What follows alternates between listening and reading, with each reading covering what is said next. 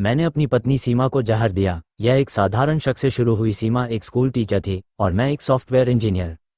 हमारी शादी 10 साल पुरानी थी और हमारा 5 साल का बेटा रोहन था। लेकिन पिछले कुछ महीनों में मैंने उसे बदलते देखा। फोन पर गुपचुप बातें, देर से घर आना और एक अनजान आदमी के साथ हंसी मजाक। शक ने मुझे अंधा कर दिया और मैंने सोचा कि वह मुझे धोखा दे रही है। मैंने चूहे मारने का जहर खरीदा और उसे कोका कोला में मिलाकर दे दिया। लेकिन मरते वक्त उसने मुझे सच बताया। वह आदमी उसका सौतेला भाई अमित था, जो कैंसर से पीड़ित था और वह उसकी मदद कर रही थी। ये जानकर मेरा दिल टूट गया। अब मैं जेल में हूँ, रोहन अनाथ है और मेरे अंदर पछतावे का कांटा हर पल चुभता है। ये कहानी शक, प्यार और एक गलती के दाग की है जो मेरे फ्लैशबैक में जीवित है। आज सुबह 7:12 AM IST है, 31 अगस्त 2025 और मैं जेल की कोठरी में बैठा हूँ। ठंडी दीवारें मेरे चारों ओर हैं और एक पुराना कंबल मेरी गोद में पड़ा है। मेरे हाथ कांप रहे हैं, शायद ठंड से नहीं बल्कि उस पल की याद से जब मैंने सीमा को जहर पिलाया। मेरी आंखों के सामने उसकी आखिरी सांसें घूम रही हैं और मेरे कानों में उसकी आवाज़ गूंज रही है, रवि, मैंने तुम्हें धोखा नहीं दिया। लेकिन तब देर हो चुकी थी। मैं पीछे मुड़कर देखता हूँ और फ्लैशबैक की तरह मेरी जिंदगी के पल मेरे सामने उमड़ पड़ते हैं। मेरा नाम रवि है और मेरा जन्म उत्तर प्रदेश के एक छोटे से गांव में हुआ था। बचपन की यादें आज भी ताज़ा हैं। खेतों में दौड़ना, पिताजी के साथ ट्रैक्टर चलाना और माँ की बनी दाल रोटी की खुशबू। मैं 3 भाई बहनों में सबसे बड़ा था और मेरी माँ कहती थी, रवि, तू पढ़ लिख कर शहर जाएगा। 10वीं के बाद मैं दिल्ली चला गया, हॉस्टल में रहा और इंजीनियरिंग की पढ़ाई की। वहाँ रातों की मेहनत, दोस्तों के साथ मस्ती और सपनों का पीछा, ये सब मेरे फ्लैशबैक में जैसे फिल्म की तरह चलते हैं। नौकरी मिली एक अच्छी कंपनी में और मैंने सोचा कि अब जिंदगी सेट हो गई, लेकिन अकेलापन काटता था। फिर सीमा आई। पहली मुलाकात की याद आज भी मेरे दिल में है। यह एक ऑफिस पार्टी थी और वह वहाँ स्कूल की तरफ से आई थी। उसने नीला सूट पहना था और उसकी मुस्कुराहट ने मेरा दिल चुरा लिया। हमारी बातें शुरू हुई, स्कूल के बच्चों की शरारतें, मेरी कोडिंग की कहानियाँ। धीरे धीरे दोस्ती प्यार में बदल गई। मैंने उसे प्रपोज किया एक पार्क में, घुटनों पर बैठकर। वह हंस पड़ी, हाँ लेकिन पापा से बात करो। उसके पिता रिटायर्ड आर्मी ऑफिसर थे, सख्त लेकिन नेक इंसान। शादी हुई और हमने दिल्ली में एक छोटा सा फ्लैट लिया। रोहन का जन्म हुआ और वो दिन आज भी मेरे सामने है। अस्पताल में सीमा की चीखें और फिर उसकी गोद में रोता हुआ मेरा बेटा। मैंने सोचा यह सही मायने में खुशी है। लेकिन जिंदगी की भागदौड़ ने सब बदल दिया।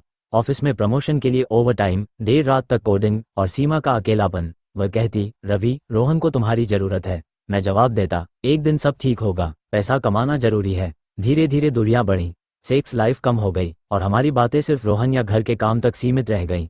फिर भी मैं सोचता था कि प्यार तो है, बस वक्त की कमी है। लेकिन एक दिन सब बदल गया। वो दिन था जब मैंने शक की शुरुआत की। मेरे एक दोस्त ने तलाक लिया था क्योंकि उसकी पत्नी का अफेयर था। वह कहता, भाई, औरतों पर भरोसा मत कर। मैं हंस देता, लेकिन मन में डर बैठ गया। फिर ऑफिस में एक कलीग ने बताया कि उसकी वाइफ रात को फ़ोन पर बात करती है। मैंने सोचा सीमा तो ऐसा नहीं करेगी। लेकिन एक रात मैंने उसे फ़ोन पर हंसते हुए सुना। जब मैंने पूछा कौन था तो वो बोली, स्कूल की फ्रेंड, लेकिन नंबर अनजान था। अगले दिन मैंने उसका फ़ोन चेक किया, मैसेज थे, तुम्हारी मुस्कान याद आती है, फिर मिलेंगे। मेरा खून खौल उठा। कौन था ये? धोखा। मेरे दिमाग में तूफान चल पड़ा। फ्लैशबैक में वो पल आता है जब मैंने उसे लेट आते देखा। वह नया ड्रेस पहन कर गई थी। स्कूल फंक्शन है कहा था, लेकिन लौटी तो थकी हुई और फ़ोन को जल्दी से लॉक कर दिया। मैंने एक प्राइवेट डिटेक्टिव हायर किया। उसने रिपोर्ट दी, सीमा एक कैफ़े में किसी आदमी से मिलती है, हफ्ते में 2 बार। फोटो थी, दोनों हंसते हुए। वह आदमी कौन था? डिटेक्टिव ने कहा, लगता है अफेयर है। मेरा दिल बैठ गया। 10 साल की शादी, रोहन, सब कुछ धोखे में बदल गया। मैंने फैसला किया, बदला लूंगा। लेकिन कैसे? पुलिस, कोर्ट, सब जटिल था। फिर मुझे याद आया, जहर। इंटरनेट पर सर्च किया, चूहे मारने वाला जहर जो इंसान के लिए भी जानलेवा हो। मैंने एक स्टोर से खरीदा, सफ़ेद पाउडर। योजना बनाई, कोक में मिलाऊंगा, क्योंकि सीमा को कोक बहुत पसंद था। हर शाम वह एक ग्लास पीती थी। वह रात बारिश की थी। मैं घर आया, रोहन खेल रहा था और सीमा किचन में थी। मैंने कहा, आज तुम्हारे लिए कोक लाया। वह मुस्कुराई, वाह, कितने दिनों बाद। मैंने ग्लास में कोक डाला, जहर मिलाया, हाथ कांप रहे थे, लेकिन गुस्सा हावी था। उसे दिया, वह पी गई, पूरा ग्लास। कुछ मिनट बाद वह असहज हुई। रवि, पेट में दर्द हो रहा है, बोली। मैंने कहा, आराम करो, शायद कुछ गड़बड़ खा लिया, लेकिन दर्द बढ़ता गया। रोहन जाग गया। मम्मी, क्या हुआ? मैंने उसे कमरे में भेजा। सीमा बिस्तर पर लेट गई, सांसें फूल रही थीं। रवि, डॉक्टर को बुलाओ, उसने कहा, लेकिन मैंने कुछ नहीं किया। फिर वह मुझसे लिपट गई। एक बात बताऊं, मरने से पहले मेरे कान खड़े हो गए। वह आदमी मेरा भाई है, सौतेला भाई, अमित। कैंसर है उसे, मैं उसकी मदद कर रही थी। फ़ोन पर उसी से बात थी। मैं तुम्हें सरप्राइज देना चाहती थी, घर बेचकर उसका इलाज, लेकिन अब। उसकी आवाज़ टूट गई। मैंने तुम्हें धोखा नहीं दिया रवि, मैं चीखा। सीमा, नहीं। लेकिन वह चली गई। फ्लैशबैक में वो पल आज भी मुझे काटता है। मैंने क्या किया? शक ने मुझे अंधा कर दिया। पुलिस आई, जहर की बोतल मिली और मैंने कबूल किया। कोर्ट ने उम्र कैद की सजा सुनाई। रोहन अब मेरे भाई के पास है, लेकिन वह मुझसे नफरत करता है। जेल में पहला दिन याद आता है, कैदियों की नज़रें, जेलर की सख्ती। मैंने वर्कशॉप ज्वाइन की, लकड़ी तराशता हूँ और हर कट के साथ सीमा को माफ़ी मांगता हूँ।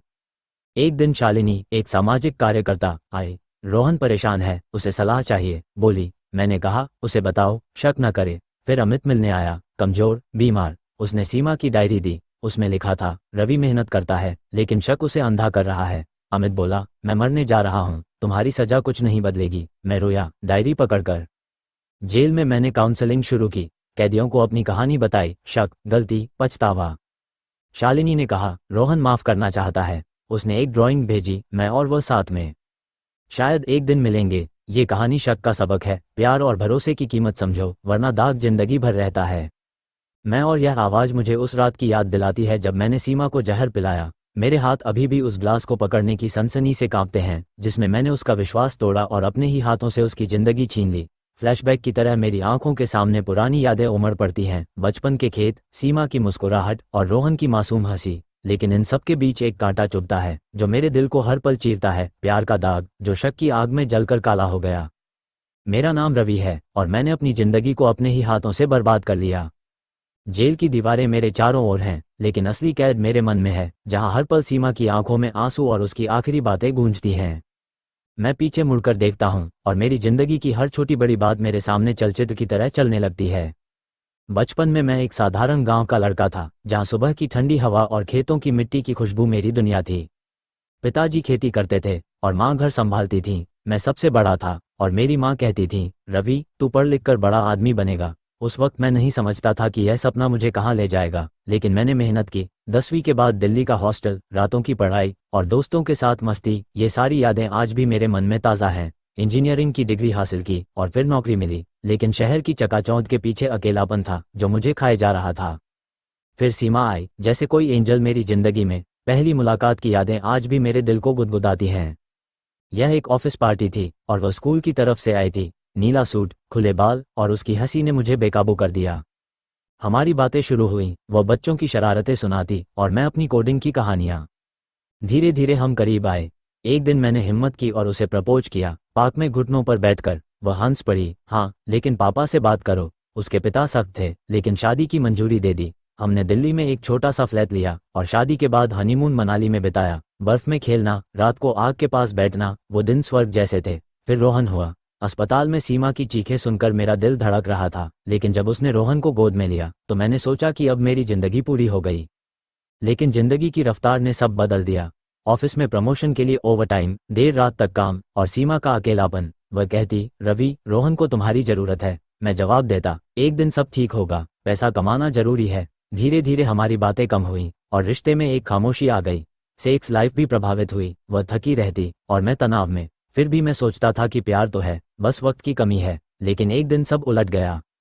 वो दिन था जब मेरे दोस्त ने तलाक की बात बताई। उसकी पत्नी का अफेयर था और वह कहता, भाई, औरतों पर भरोसा मत कर। मैं हंस देता, लेकिन मन में डर बैठ गया। फिर ऑफिस में एक कलीग ने कहा कि उसकी वाइफ रात को फ़ोन पर बात करती है। मैंने सोचा, सीमा तो ऐसा नहीं करेगी। लेकिन एक रात मैंने उसे फ़ोन पर हंसते सुना। जब पूछा कौन था, तो वह बोली, स्कूल की फ्रेंड, लेकिन नंबर अनजान था। अगले दिन मैंने उसका फ़ोन चेक किया, मैसेज थे, तुम्हारी मुस्कान याद आती है, फिर मिलेंगे। मेरा खून खौल उठा। कौन था ये? धोखा। मेरे दिमाग में तूफान चल पड़ा। फिर एक दिन मैं जल्दी घर आया। ऑफिस से छुट्टी लेकर सरप्राइज देना चाहता था, लेकिन घर का दरवाजा खुला था और अंदर से हंसी की आवाज़ें आ रही थीं। मैं चुपके से अंदर गया और देखा, सीमा किसी आदमी के साथ बैठी थी, हाथ में कॉफ़ी का कप और दोनों हंस रहे थे। वह आदमी कौन था? मेरा दिल जोरों से धड़का। मैं बाहर निकल आया और उस रात मैंने कुछ नहीं कहा, लेकिन अंदर से जल रहा था। अगले दिन मैंने डिटेक्टिव हायर किया। उसने रिपोर्ट दी, सीमा एक कैफ़े में किसी से मिलती है, हफ्ते में 2 बार। फोटो थी, दोनों हंसते हुए। डिटेक्टिव ने कहा, लगता है अफेयर है। मेरा दिमाग भर न गया। 10 साल की शादी, रोहन, सब कुछ धोखे में बदल गया। मैंने सोचा, बदला लूंगा, लेकिन कैसे? पुलिस और कोर्ट का झंझट नहीं चाहिए था। फिर मुझे जहर का ख्याल आया। इंटरनेट पर सर्च किया, चूहे मारने वाला जहर जो धीरे धीरे काम करता है। मैंने एक स्टोर से खरीदा सफ़ेद पाउडर। योजना बनाई, कोक में मिलाऊंगा, क्योंकि सीमा को कोक पसंद था। वह रात बारिश की थी। मैं घर आया, रोहन खेल रहा था और सीमा किचन में थी। मैंने कहा, आज तुम्हारे लिए कोक लाया। वह मुस्कुराई, वाह, कितने दिनों बाद। मैंने ग्लास में कोक डाला, जहर मिलाया, हाथ कांप रहे थे, लेकिन गुस्सा हावी था। उसे दिया, वह पी गई पूरा ग्लास। कुछ मिनट बाद वह असहज हुई। रवि, पेट में दर्द हो रहा है, बोली। मैंने कहा, आराम करो, शायद कुछ गड़बड़ खा लिया, लेकिन दर्द बढ़ता गया। रोहन जाग गया। मम्मी, क्या हुआ? मैंने उसे कमरे में भेजा। सीमा बिस्तर पर लेट गई, सांसें फूल रही थीं। रवि, डॉक्टर को बुलाओ, उसने कहा, लेकिन मैंने कुछ नहीं किया। फिर वह मुझसे लिपट गई। एक बात बताऊं, मरने से पहले मेरे कान खड़े हो गए। वह आदमी मेरा भाई है, सौतेला भाई, अमित। कैंसर है उसे, मैं उसकी मदद कर रही थी। फोन पर उसी से बात थी। मैं तुम्हें सरप्राइज देना चाहती थी, घर बेचकर उसका इलाज। लेकिन अब उसकी आवाज़ टूट गई। मैंने तुम्हें धोखा नहीं दिया, रवि। मैं चीखा। सीमा, नहीं, लेकिन वह चली गई। फ्लैशबैक में वो पल मुझे काटता है। मैंने क्या किया? शक ने मुझे अंधा कर दिया। पुलिस आई, जहर की बोतल मिली और मैंने कबूल किया। कोर्ट ने उम्र कैद की सजा सुनाई। जेल का पहला दिन याद आता है। कैदियों की नज़रें, जेलर की सख्ती। मैंने वर्कशॉप ज्वाइन की, लकड़ी तराशता हूँ और हर कट के साथ सीमा को माफ़ी मांगता हूँ। एक दिन शालिनी, एक सामाजिक कार्यकर्ता, आई। रोहन परेशान है, उसे सलाह चाहिए, बोली। मैंने कहा, उसे बताओ, शक न करे। फिर अमित मिलने आया, कमज़ोर, बीमार। उसने सीमा की डायरी दी। उसमें लिखा था, रवि मेहनत करता है, लेकिन शक उसे अंधा कर रहा है। अमित बोला, मैं मरने जा रहा हूँ, तुम्हारी सजा कुछ नहीं बदलेगी। मैं रोया, डायरी पकड़कर। जेल में मैंने काउंसलिंग शुरू की। कैदियों को अपनी कहानी बताई, शक, गलती, पछतावा। शालिनी ने कहा, रोहन माफ़ करना चाहता है। उसने एक ड्राइंग भेजी, मैं और वह साथ में। शायद एक दिन मिलेंगे, लेकिन रातों में नींद नहीं आती। मैं सोचता हूँ, क्या सीमा मुझे माफ़ कर देती अगर उसे पता चलता। दिन बीतते गए और जेल की दिनचर्या मेरी जिंदगी बन गई। सुबह उठना, खाना, वर्कशॉप में काम और रात को अपने विचारों से जूझना। लकड़ी तराशते वक्त मैं अपने मन को शांत करने की कोशिश करता, लेकिन हर नक्काशी सीमा के चेहरे की याद दिलाती। एक दिन जेलर ने मुझे बुलाया। रवि, तुम अच्छा काम कर रहे हो, काउंसलिंग में कैदियों को मदद करो, उसने कहा। मैंने सोचा, क्या मेरा पाप किसी के लिए उपयोगी हो सकता है? मैंने हामी भरी। पहली काउंसलिंग में मैंने अपनी कहानी बताई, शक कैसे मेरे मन में जहर बन गया और कैसे मैंने अपनी जिंदगी बर्बाद की। एक कैदी बोला, भाई, मेरी भी बीवी से लड़ाई होती है। अब समझ आया, बात करनी चाहिए। मेरा दिल हल्का हुआ, शायद मेरी गलती से कोई सीख लेगा। लेकिन रातें मुश्किल होती। नींद में सीमा का चेहरा आता, कभी हंसती, कभी रोती। एक रात मैंने सपना देखा, वह मेरे सामने खड़ी थी, हाथ में कोक का ग्लास। रवि, क्यों?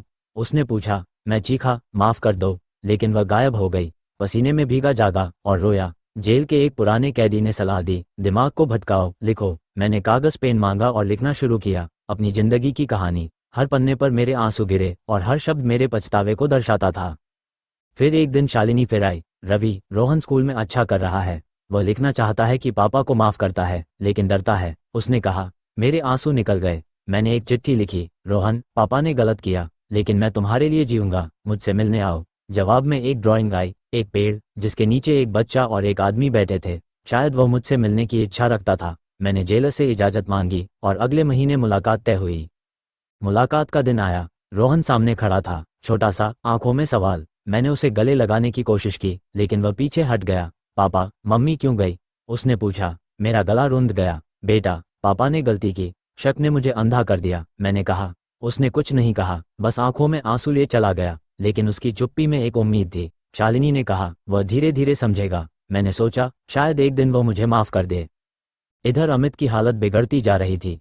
एक बार फिर वह जेल आया, लेकिन अब वह व्हीलचेयर पर था। रवि, मेरा वक्त कम है, सीमा की यादें मुझे जिंदा रखती हैं, उसने कहा। मैंने पूछा, क्या तुम मुझे माफ़ कर सकते हो? वो मुस्कुराया, माफ़ करना आसान नहीं, लेकिन सीमा चाहती थी कि तुम बदलो। उसने एक तस्वीर दी, सीमा, अमित और एक छोटा बच्चा। यह मैं हूँ, बचपन में माँ ने हमें अलग कर दिया था, उसने कहा। मेरी आंखें खुल गईं। सीमा का सच और गहरा था। उसने अपने भाई को बचाने की कोशिश की और मैंने उसे मार डाला।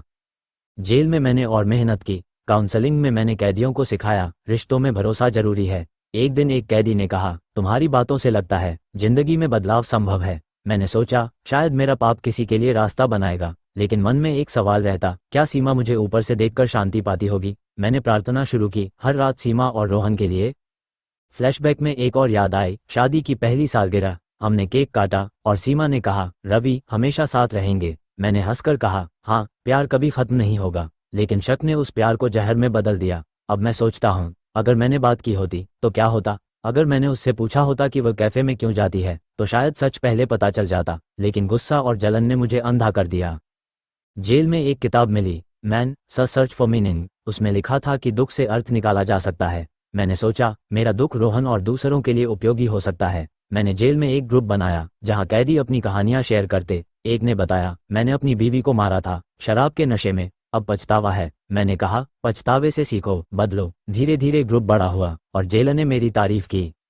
एक दिन रोहन फिर आया। इस बार वह मेरे पास आया और मेरे हाथ को पकड़ा। पापा, मैं तुमसे नफरत नहीं करता, उसने कहा। मेरा दिल भर आया। मैंने उसे गले लगाया और हम दोनों रोए। बेटा, पापा तुम्हारे लिए जिएगा, मैंने कहा। वह मुस्कुराया, मैं पढ़ाई करूंगा और तुम्हें बाहर लाऊंगा। उसकी मासूमियत ने मुझे नई ताकत दी। अमित की खबर आई, वह चला गया। उसकी मौत ने मुझे झकझोर दिया। मैंने सोचा, सीमा और अमित दोनों मेरी गलती के शिकार हुए, लेकिन उनकी यादों ने मुझे प्रेरित किया। मैंने जेल में एक डायरी लिखना शुरू की, शक का सबक। इसमें मैंने अपनी पूरी कहानी लिखी ताकि कोई और मेरी गलती न दोहराए। शालिनी ने इसे प्रकाशित करने की बात कही। अगर यह किताब किसी रिश्ते को बचा ले तो शायद मेरा पाप थोड़ा हल्का हो जाए। दिन ब दिन जेल की जिंदगी में एक रूटीन बन गया। सुबह की घंटी, ठंडा पानी और खराब खाना, ये सब मेरी सजा का हिस्सा था। लेकिन वर्कशॉप में लकड़ी तराशते वक्त मैं अपने मन को शांति देता। एक दिन मैंने एक छोटी सी नाव बनाई और उसमें रोहन का नाम लिखा। सोचा, अगर वह मिलने आए तो उसे दूंगा, लेकिन मन में डर था, क्या वह इसे लेगा। मेरे हाथों के काम ने मुझे एक नई पहचान दी। जेलर ने कहा, रवि तुम हुनरमंद हो, इसे जारी रखो। मैंने सोचा, शायद यह मेरी सजा को हल्का करे। एक रात मैंने सपना देखा, सीमा और मैं फिर से मनाली में थे। बर्फबारी हो रही थी और हम हंस रहे थे। अचानक उसने कहा, रवि मुझे छोड़ दो। मैं जाग गया, पसीने में भीगा। ये सपना बार बार आता और हर बार मैं रोता। एक पुराने कैदी ने सलाह दी, दिमाग को व्यस्त रखो, लिखो। मैंने कागज मांगा और अपनी कहानी लिखनी शुरू की। पहला पन्ना सीमा के लिए था, तुम्हें माफ करना मेरा कर्ज है। हर शब्द मेरे दिल का टुकड़ा था। शालिनी फिर आई, रवि रोहन का स्कूल में पहला प्रोजेक्ट था, उसने तुम्हारा नाम लिखा, उसने कहा। मेरे आंसू निकल गए। मैंने एक और चिट्ठी लिखी, रोहन पापा गर्व है तुम पर, मुझसे मिलो। इस बार जवाब जल्दी आया, एक पत्र जिसमें लिखा था, पापा मैं आऊंगा। मेरा दिल धड़कने लगा। मुलाकात का दिन नजदीक था और मैं हर पल उसकी प्रतीक्षा में था।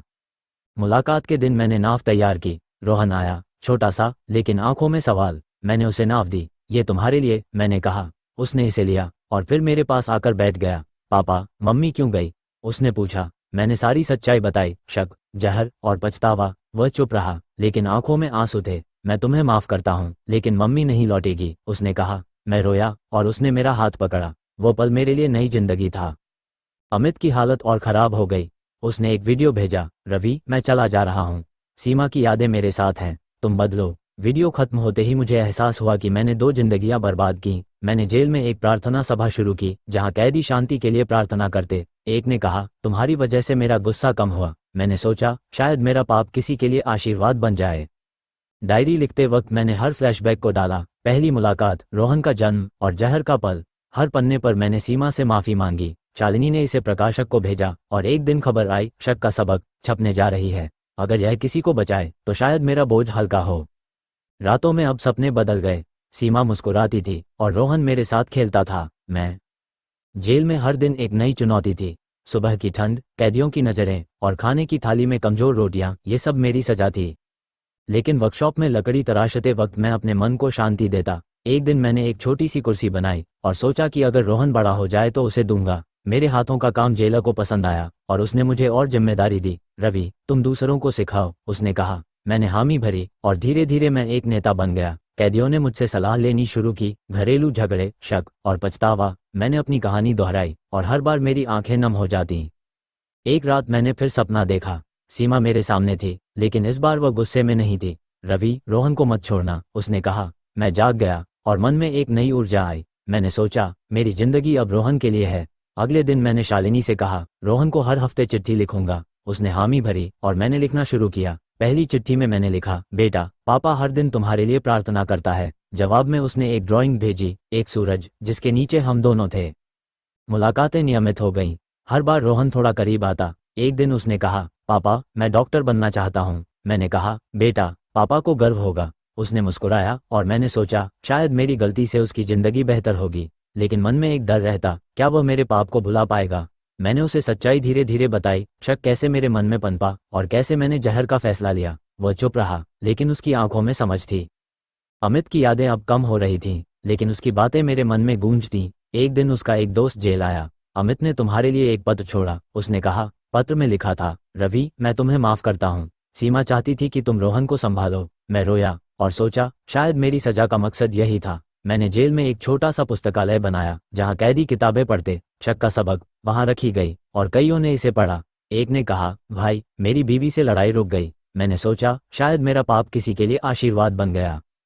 डायरी लिखते वक्त मैंने हर फ्लैशबैक को डाला। पहली डेट, सीमा का हंसना, शादी की रात, उसकी आंखों में प्यार और जहर का पल, उसकी कराह। हर पन्ने पर मैंने लिखा, सीमा माफ कर दो। शालिनी ने इसे प्रकाशक को भेजा और एक दिन खबर आई, किताब छप गई। लॉन्च के दिन रोहन आया और उसने मेरा हाथ पकड़ा। पापा मैं गर्व करता हूँ, उसने कहा। मेरा दिल भर आया। जेल में समय के साथ मेरी पहचान बदल गई। मैं अब सिर्फ एक कैदी नहीं बल्कि एक उम्मीद बन गया था। वर्कशॉप में मैंने एक छोटा बिस्तर बनाया और सोचा कि अगर रोहन मुझसे मिलने आए तो उसे दिखाऊंगा। जेलर ने मुझे और जिम्मेदारी दी, नई भर्ती कैदियों को ट्रेनिंग। मैंने उन्हें सिखाया, जिंदगी में गलती हो सकती है लेकिन सुधार संभव है। एक युवा कैदी बोला, भाई मेरी गलती शराब थी, अब छोड़ दूंगा। मैंने मुस्कुराया और सोचा शायद मेरी कहानी किसी को बचा ले। रातों में मैं डायरी लिखता। हर पन्ने पर मैंने अपनी भावनाएं उड़ेली, सीमा की हंसी, रोहन की पहली कविता और जहर का पल। एक दिन मैंने लिखा, अगर मैं समय वापस ले सकता तो सीमा से बात करता। शालिनी ने इसे पढ़ा और कहा, ये किताब कई जिंदगियां बदल सकती है। मैंने सोचा शायद मेरा पाप एक मकसद बन जाए। रोहन की मुलाकातें अब नियमित थीं। एक दिन उसने कहा, पापा मैंने मम्मी की फोटो रखी है। मैंने पूछा, वह क्या कहती है? उसने कहा, वह कहती है पापा को माफ करो। मेरा दिल भर आया। मैंने उसे गले लगाया और उसने भी मुझे। बेटा तुम मेरी ताकत हो, मैंने कहा। उसने मुस्कुराया, मैं डॉक्टर बनूंगा और तुम्हें बाहर लाऊंगा। उसकी मासूमियत ने मुझे नई जिंदगी दी। किताब शक का सबक छप गई। लॉन्च के दिन जेल में एक छोटा समारोह हुआ। रोहन ने मेरा हाथ पकड़ा और शालिनी ने किताब पढ़ी। कैदियों ने तालियां बजाईं। एक ने कहा, भाई तुम्हारी कहानी ने मुझे मेरी बीवी से माफी मांगने को प्रेरित किया। मैंने सोचा शायद मेरा दर्द किसी के लिए आशा बन गया। किताब बिकी और पैसे रोहन के लिए ट्रस्ट में रखे गए।